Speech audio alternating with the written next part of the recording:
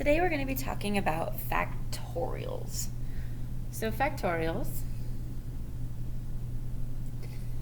the notation for factorials is an exclamation point. So n factorial is going to be n times n minus 1 times n minus 2 times, and you're going to keep multiplying all the way down to 1. N has to be a whole number.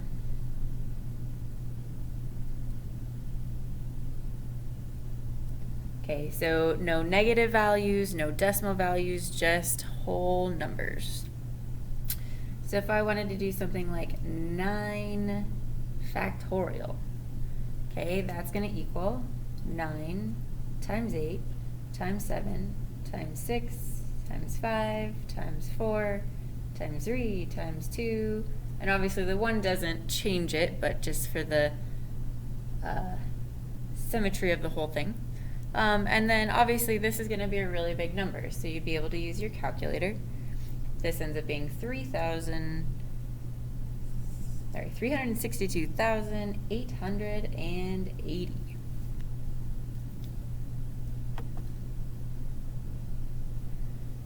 Okay, if I've got 9 factorial over 5 factorial, what I'm going to do is I'm going to take the bigger one and go 9 times 8 times 7 times 6 times 5, and then we'd have 5, 4, 3, 2, 1. Well, that's just 5 factorial.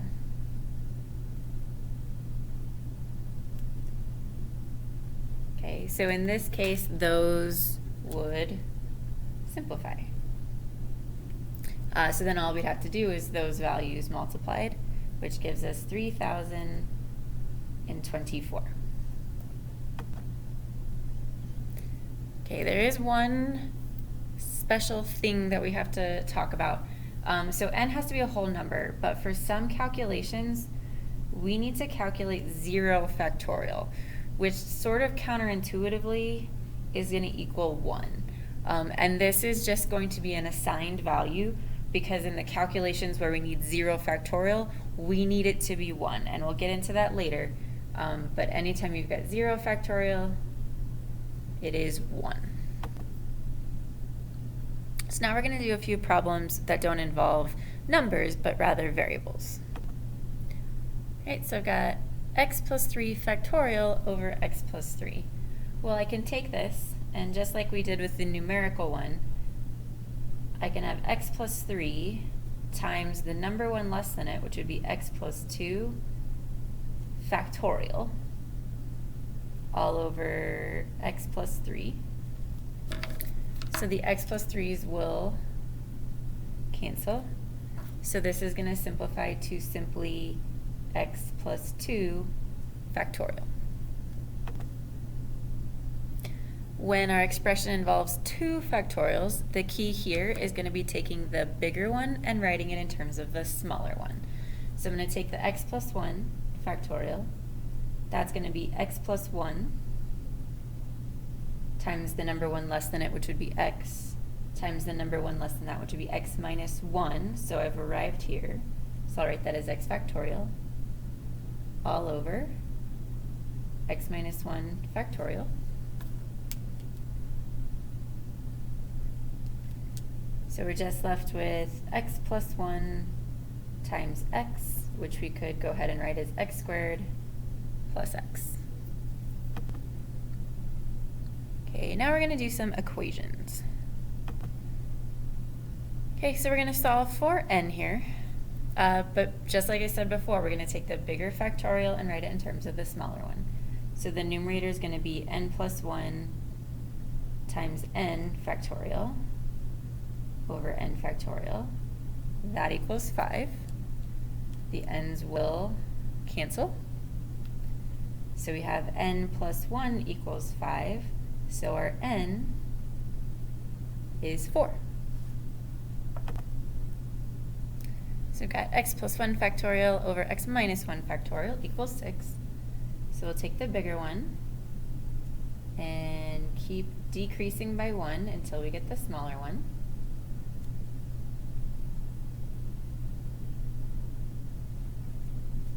So the x minus 1 factorials will cancel.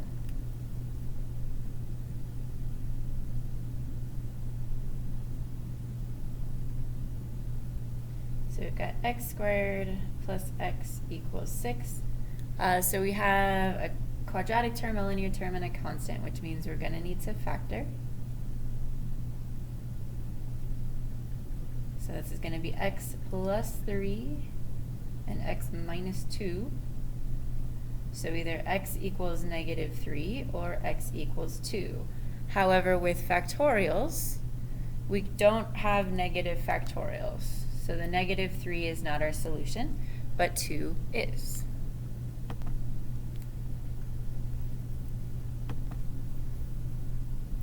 Next, we're going to talk about a probability idea, a probability concept called combinations and permutations.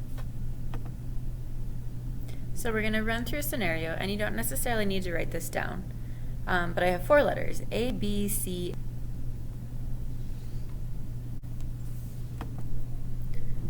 So first, how many 3-letter groups can we make if order does not matter? So what that means is ABC and CBA would be considered the same group. So we'd have A, B, C, that's 1. We'd have A, B, D. We can have A, C, and D. And the last one is if we don't have the A, if we just have B, C, and D. Okay, so you can try to find more, but these are going to be the 4 ways that we can group these letters, where we have 3 of them, we don't repeat the letters, and the order doesn't matter. Now we're going to look at it in a little bit different way. How many 3-letter groups can you make if the order does matter? So what we're going to do is take a grouping here, and I'm going to rearrange it. So I can rearrange this as A first, then C, then B. Okay, we can do the B first.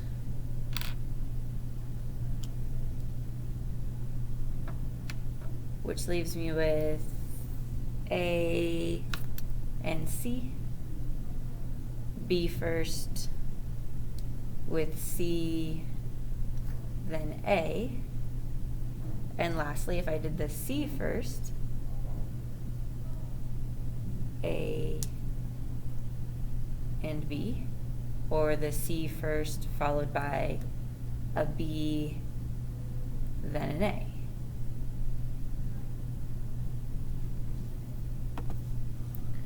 All right, so if we repeat that for all of them, we have the 4 groupings when order doesn't matter, and then there's 6 ways that we can rearrange those. Okay, the first condition, when the order doesn't matter, that's considered a combination. When the order does matter, we consider that to be a permutation. So let's start with combinations. A combination is how many ways R objects can be taken from N objects when order doesn't matter. Notation-wise, combinations have 2 different ones. Sometimes you will see it as NCR, C for combination, and then this is how many objects you're pulling from and how many of them you want. There's also the notation NR with parentheses. This is not a fraction, it's just N over R in parentheses. The formula for combinations is going to be N factorial over N minus R factorial times R factorial. And I'll explain how this formula came about in a little bit, but this is how we calculate a combination. So consider the scenario. How many 3-topping pizzas can be made if there are 12 toppings to choose from? This is going to be a combination because it doesn't matter if you have mushrooms, then pepperoni, then green peppers versus green peppers, then mushrooms, then pepperoni. The order doesn't matter here. So this is going to be a combination. So this is going to be 12C3. Then using my formula, that means we have 12 factorial over 12 minus 3 factorial, 3 factorial, or 12 factorial over 9 factorial, 3 factorial. I can use my simplification techniques with factorials to make this easier. So this would be 12 times 11 times 10 times 9 factorial.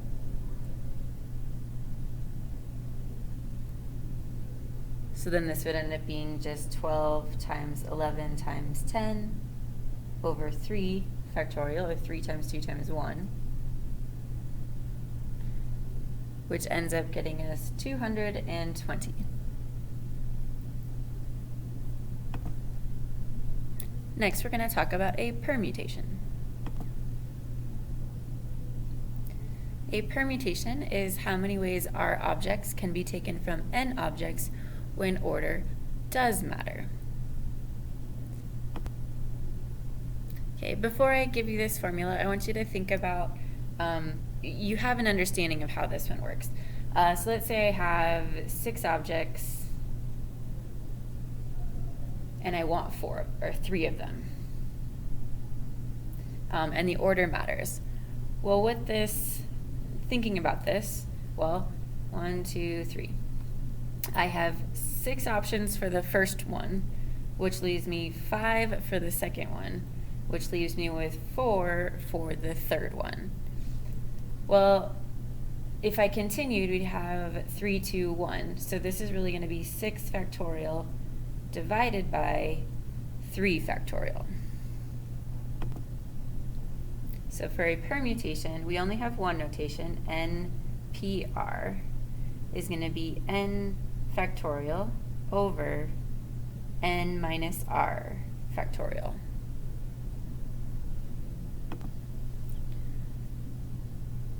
So how many ways can a committee of 3 people, 1 president, 1 vice president, and 1 secretary, can be selected from 10 people? Well, this is going to be a permutation because the order matters, because if they're president versus vice president, those are different committees. So this is going to be 10P3, which is going to be 10 factorial over 7 factorial, which is 10 times 9 times 8 times 7 factorial, which gets us 720.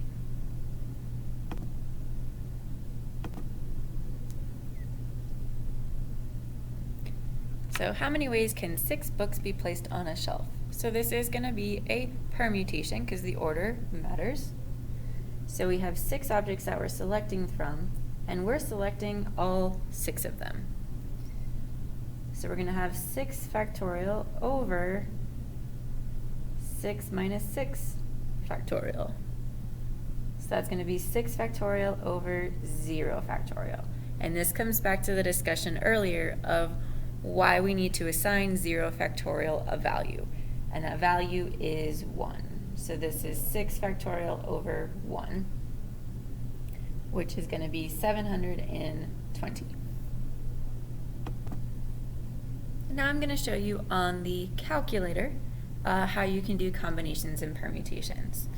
On most calculators, if you've got a TI-83 or 84, if you go to the Math button, one of the options is probability, and then you see the NPR and the NCR there. There's also factorial.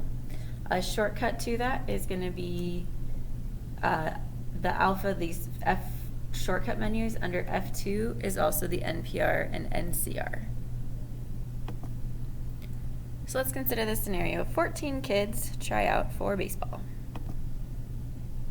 So how many ways can the 9 starters be selected if they can play any position? Okay, so we've got 14 kids, we're pulling 9 out. So the order doesn't matter. So this is going to be 14C9. And now let's do this on the calculator. So on the calculator, we can go to the shortcut or go to math probability, and then we'll fill in the 14 and the 9. If you have a TI-83, what you're going to have to do is type the 14 in first, then go to math probability, NCR, then the 9. So we get 2002 ways we can pick our starting group of children. Now, how many batting lineups of 9 players from the 14 are possible? That's going to be a permutation, because if you bat first versus batting last, that's different. So this is going to be 14P9, and this will be a much bigger number. Again, we can use the calculator. Do alpha F2, go down to permutations, or math probability, NPR. 14P9 is a very big value. That would be 726,485,760. So there are 2002 if the order doesn't matter, but there are 700 million batting lineups. So that is combinations and permutations.